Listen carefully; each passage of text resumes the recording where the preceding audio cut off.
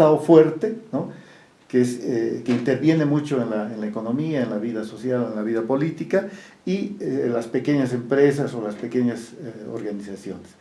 Y el resultado es que en medio hay una especie de hueco. Ya. Entonces, esto resulta perjudicial para el desarrollo económico, para la construcción de democracia, porque los partidos, por ejemplo, deberían ser expresiones sólidas de intereses colectivos, y eso no tenemos en Bolivia, ¿no?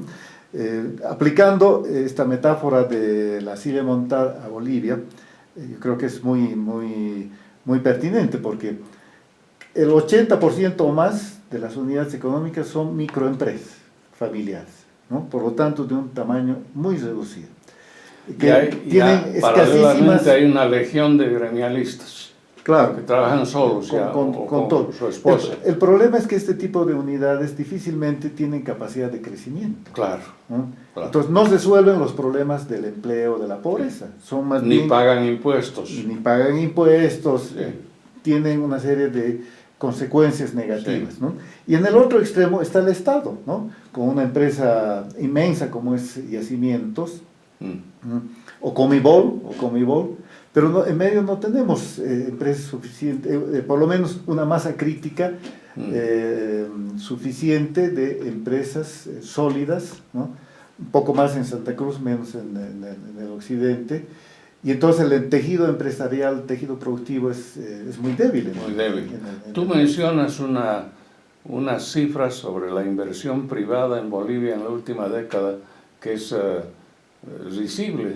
Claro, hay. No sobrepasan el 8%, ¿no? Sí. Frente a niveles de inversión en los países vecinos, Perú, claro, por ejemplo, que está alrededor del 20%, ¿no? Eso nos muestra que los otros países son mucho más pragmáticos. Ellos han entendido que la contribución del capital extranjero es indispensable. No pueden prescindir de esa contribución. Y el resultado, bueno, se ve pues, a las leguas. Claro. Perú, que hace 3 décadas atrás estaba en condiciones más o menos con sendero luminoso, similares en términos económicos y con problemas políticos inmensos, como el fenómeno de Sendero, en fin, resulta que ha aplicado una política consistente a lo largo de las últimas 3 décadas y hoy día es un tigre andino, diríamos, claro, ¿no es cierto? Claro. ¿no? Es una economía pujante. Sí. Incluso los últimos problemas políticos que ha tenido, no han afectado ese dinamismo. Quiere decir que ya tiene un nivel de maduración en sus instituciones que incluso crisis políticas severas no alteran, no generan crisis económica, ¿no? Y eso es muy saludable, por supuesto. Ahora, comparando el caso del Perú, tenemos que llegar por fuerza a Chile. ¿Tú encuentras que es una sociedad más organizada, más seria, con un cuerpo de policías eficiente, poco vulnerable a la corrupción y la clase política también? La presidenta Bachelet ha caído en la popularidad y en el crédito público por un negociado del hijo, ¿no? No sé en qué ha acabado ese problema, pero ella ha sido muy dañada. Aquí vemos casos de corrupción todos los días y no pasa nada, ¿no? Claro, en el caso chileno es fácil advertir al menos 3 rasgos, ¿no? A ver. Uno, una economía empresarial muy sólida. Y innovación también. Y que además se está beneficiando la innovación. Chile, siendo un país muy dependiente del cobre y de las materias primas como es Bolivia, sin embargo, ha avanzado mucho en términos de la diversificación de su economía, ¿no? Y va a ser cada vez menos dependiente del cobre. Y en gran medida eso es porque está apostando a la innovación, al emprendimiento, al desarrollo tecnológico. Pero favorecida porque tiene una estructura empresarial que no tenemos en Bolivia. Las empresas chilenas son muy fuertes, incluso están en un proceso de internacionalización. Claro, hace rato. Ese es un primer rasgo. Un segundo rasgo es que Chile se caracteriza por una fuerte institucionalidad, tanto en la economía como en la vida social y en la vida política, ¿no? Sus partidos, sus instituciones culturales son muy prestigiosas, de larga data, ¿verdad? Quiere decir que no tienen estos problemas del divisionismo, de la fragmentación que tenemos en Bolivia. Y un Estado más competitivo, ¿no? Es decir, más competente, diría, claro. un Estado más profesional. Y más exportador. Y bueno, todo eso favorece además un modelo de desarrollo que apuesta al mercado internacional. Sí. Pero yo diría que detrás de estos tres rasgos, de más institucionalidad, un Estado más eficiente y competente y una economía empresarial más robusta, está también una cierta forma de hacer de los chilenos, es decir, un carácter nacional, ¿no? Que al parecer ha favorecido estos procesos de crecimiento y de desarrollo. Es decir, culturalmente podría decirse que los chilenos están mejor dotados para emprender los desafíos del desarrollo. Y en el campo de Latinoamérica, ¿cómo ves? Por ejemplo, hoy día se ha producido ayer un paro nacional de los sindicatos. También la Argentina lleva la rémora del peronismo, es como un grillete en ese país, ¿no? Es la enfermedad política argentina, sí, el peronismo, ¿no? Y no pueden superar. No puede, ¿no? Es como una camisa de fuerza. Sí. Y bueno, eso tiene que ver con la cultura argentina. El mesianismo, pues. Sin duda, ¿no? Sí, porque el peronismo se ha convertido en una cultura política en la Argentina. Y en una religión. Bueno, algunos sostienen eso, ¿no? Lo increíble es cómo ha evolucionado la Argentina, ¿no? Hay gente que no se cansa de decir que pues en las primeras décadas del siglo pasado, Argentina estaba en los primeros lugares de desarrollo en el mundo. Era una potencia emergente, ¿no? Y luego cómo se ha ido quedando rezagada respecto de otros países, pero incluso en América Latina, ¿no? Entonces hay algo en la sociedad argentina que no funciona, y que es claramente una camisa de fuerza, ¿no?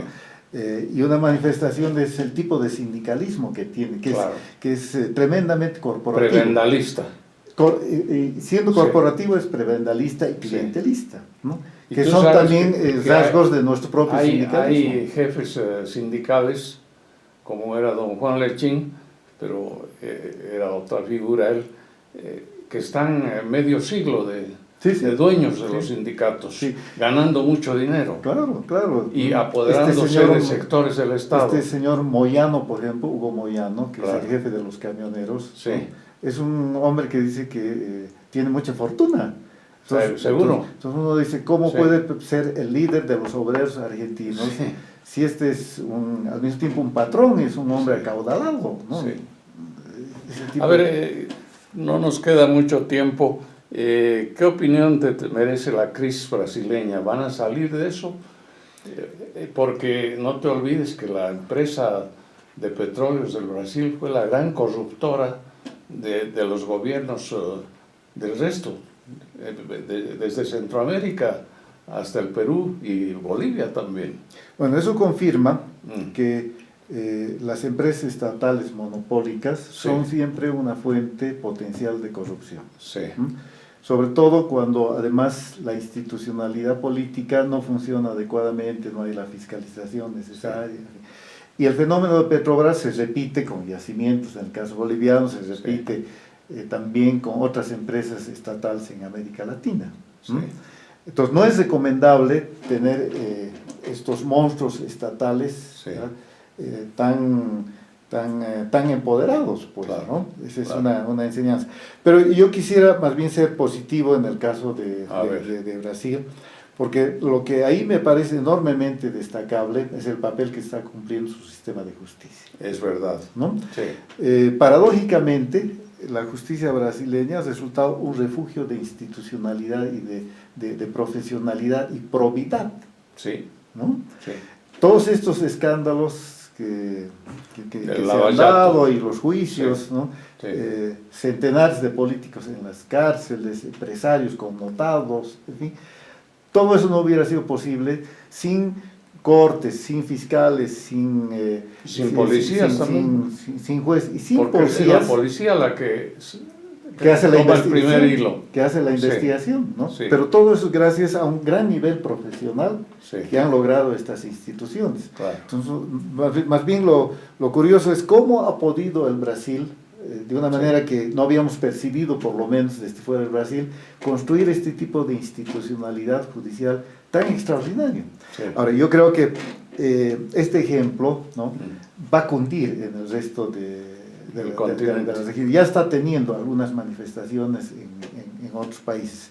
Y lo que me parece más importante aún, creo que está marcando una senda por la que se puede ir para construir institucionalidad estatal y sobre todo Estado de Derecho. Es decir, la piedra fundamental para el Estado de Derecho es una justicia imparcial, independiente, profesional e idónea, ¿no? Sí. Y quizás ese es el primer paso.